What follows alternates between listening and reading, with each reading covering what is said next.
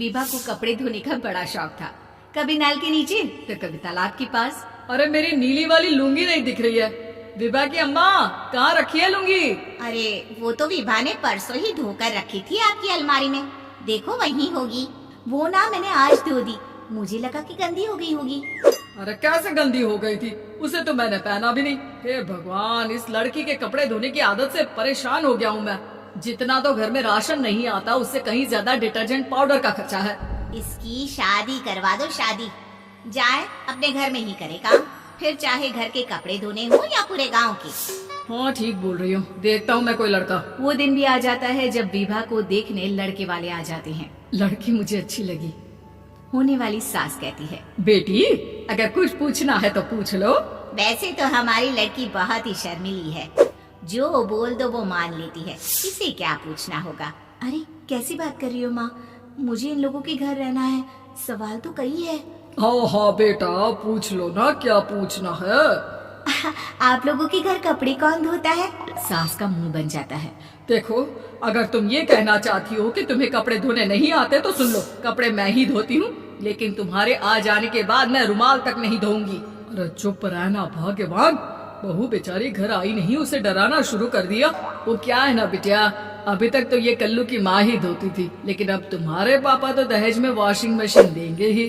तभी विभा की माँ बोल पड़ती है, सवाल भी पूछा तो क्या। वैसे भाई साहब, मशीन की तो फिर भी कपड़े धोने की कैपेसिटी होती है, मतलब जो बिटिया दे रहे हैं ना विभा, इसे कपड़े धोने का बहुत शौक है। ये आप लोगों के क्या, आस पड़ोस गांव मोहल्ले सबके कपड़े धो दे और उफ तक ना करे।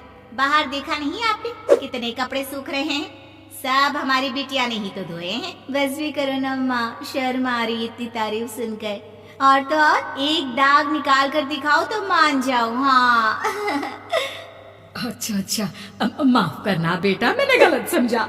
हमें तो रिश्ता बहुत पसंद है। और ऐसे जुड़ जाता है रिश्ता कपड़े धोने का शौक रखने वाली विभा का। उसकी शादी हो जाती है कोयला फैक्ट्री में काम करने वाले कल्लू के साथ। शादी के बाद अचानक विभा चिल्लाती हुई सास के पास आती है। सासू माँ, अरे सासू माँ कहाँ है आप? ये तो धोखा है, धोखा दिया आप लोगों ने मुझे। इस ससुर के चक्कर के बारे में पता चल गया।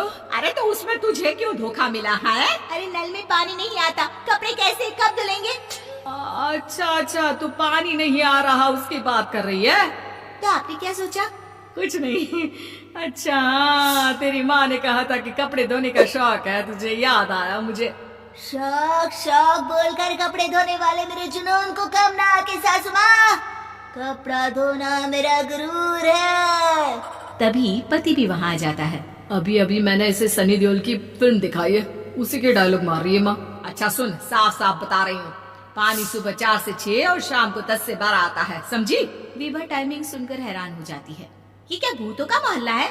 सुबह 4 बजे उठकर कौन कपड़े धोता है? 4 बजे टंकी में पानी जाता है, फिर सारा दिन धोना ना, किसने मना किया? अरे कैसी बात कर रही है, 200 लीटर की टंकी में कितने कपड़े धो लूंगी मैं, सुबह ही उठ जाऊंगी मैं। अब क्या था, विभा सुबह 4 से लेकर रात के 12 बजे तक कपड़े ही धोती रहती।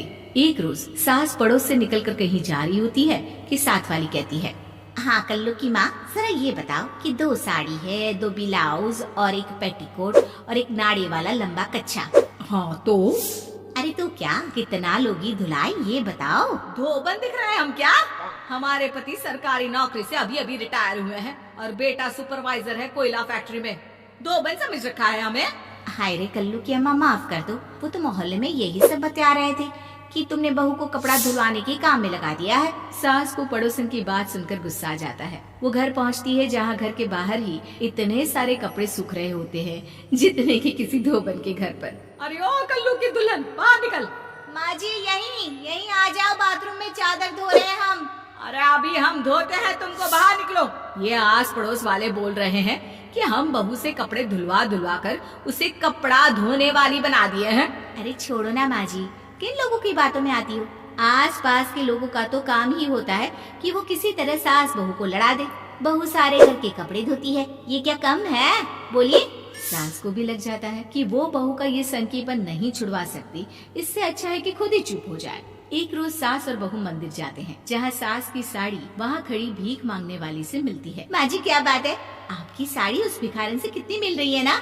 हाँ हाँ देखो तो दोनों की साड़ी मिल रही है। क्या बात है कल्लू की अम्मा, तुम खुद को तो अफसर की बीवी बताती हो और ऐसी सिंपल सी प्लेन साड़ी पहनकर घूमती हो।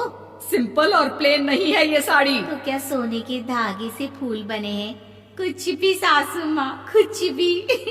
हाँ, बने थे इस साड़ी में सोने के धागे से फूल। मेरे पति लेकर आए थे मद्रास से स्पेशली मेरे लिए 10,000 की। ताहे भाई साहब इस भिखारन के लिए भी सेम टू सेम साड़ी लेकर आए होंगे 10,000 की। सास उस वक्त तो कुछ नहीं कहती, लेकिन बहू के साथ घर आती है और अलमारी से एल्बम निकाल कर लाती है। ये साड़ी देख रही है, ये वही साड़ी है जिसे मैंने अभी पहना था। इस साड़ी में ये जो चमकदार फूल दिख रहे हैं ना, ये सोने के धागों से काढ़े गए हैं। लेकिन तू लोकल वॉशिंग मशीन ब्रश से घिस घिस कर सारे फूलों को निकाल कर साड़ी प्लेन कर दी। मुझे माफ कर दीजिए सासू माँ। और तो और, जब मैंने तुझे तेरी गलती के लिए कुछ नहीं कहा, लेकिन तूने तो सबके सामने मेरा मजाक ही बना दिया। क्यों?